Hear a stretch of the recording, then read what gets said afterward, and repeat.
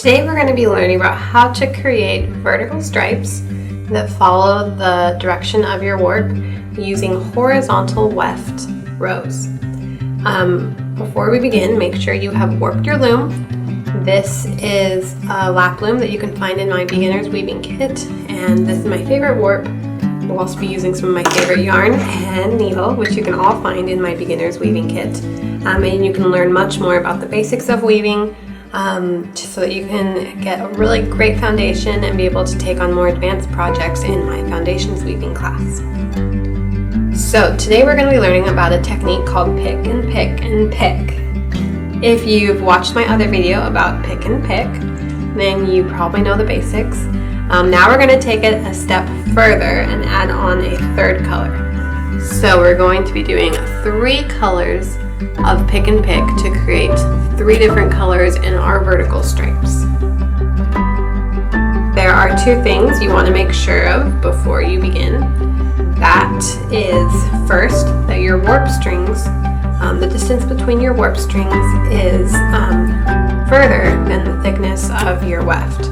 So if you give your weft just a slight tug and place it on your warp, you want to be able to see your warp strings on either side. That means that the thickness of your weft is less than the distance between your warp strings. And you want all of your weft yarns to be about the same thickness. I'm going to be doing 4 rows of each color.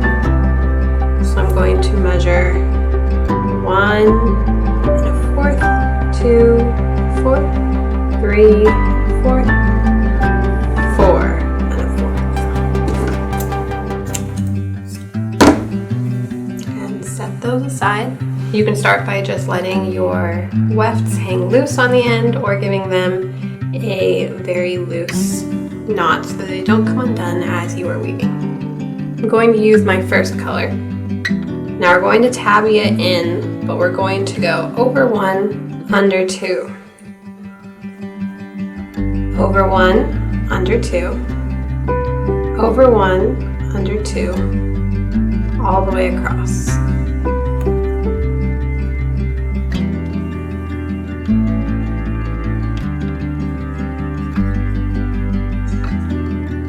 Now let's grab the second color.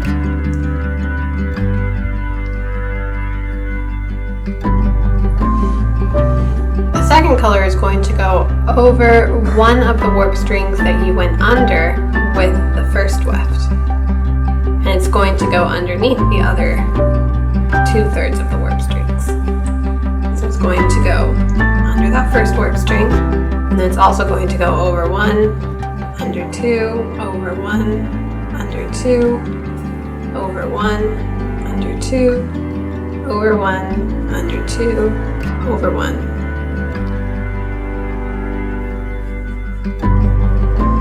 This color is a bit thinner than my other wefts, but I think it will still work. And then the third color is going to go over the warp strings that are left. So these 2 warp strings have the different colors going over them, and this is the only warp string, these every third, that don't have a color going over them. That's where this color comes in. So under 2, over 1, under 2, over 1, under 2, over 1, under 2, over 1, all the way to the end.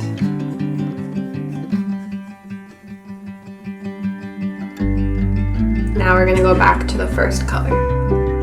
Because it ended by going underneath the last warp string, it's going to go over the other 2, then underneath again,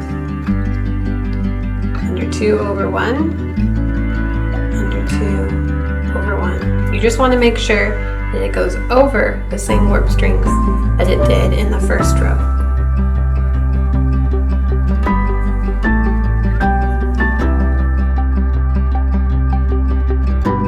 If you mess up and you don't have the same colors going over the same warp strings, then your pattern won't happen.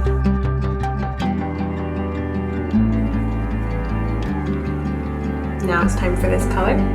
and it ended by going underneath the last warp string, so it's going to go over the weft, and then under that warp string again, and then over one, under two, over one, under two, over one, under two,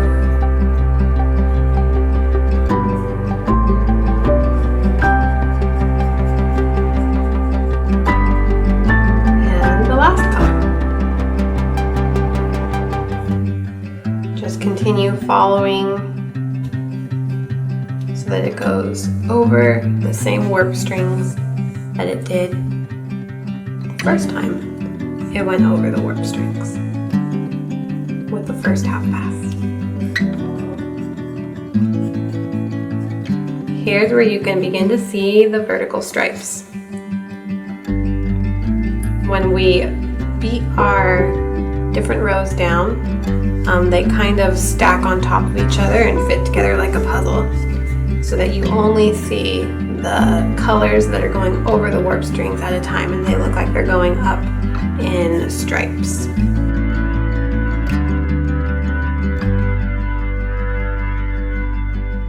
That's why it's important to make sure that your warp strings are further apart than the thickness of your weft, because if your warp strings were too close together, then your different colors wouldn't be able to kind of fit together like a puzzle. They would be separated too much, and so they wouldn't touch each other every time they went over a warp with the new row, and the effect wouldn't happen.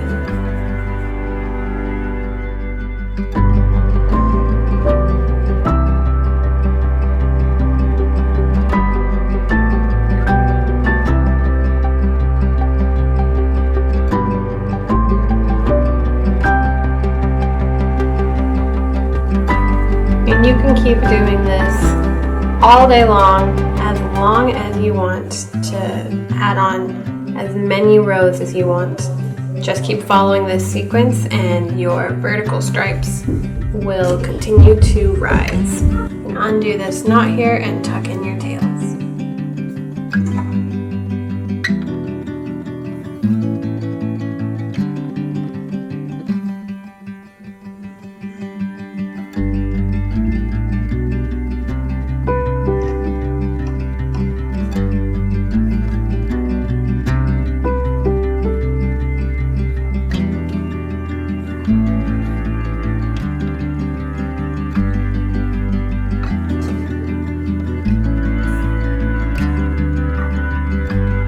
If you're having fun with weaving, head to my website, hellohydrangea.com, where you will find my weaving foundations class along with other classes such as texture and intermediate and shapes.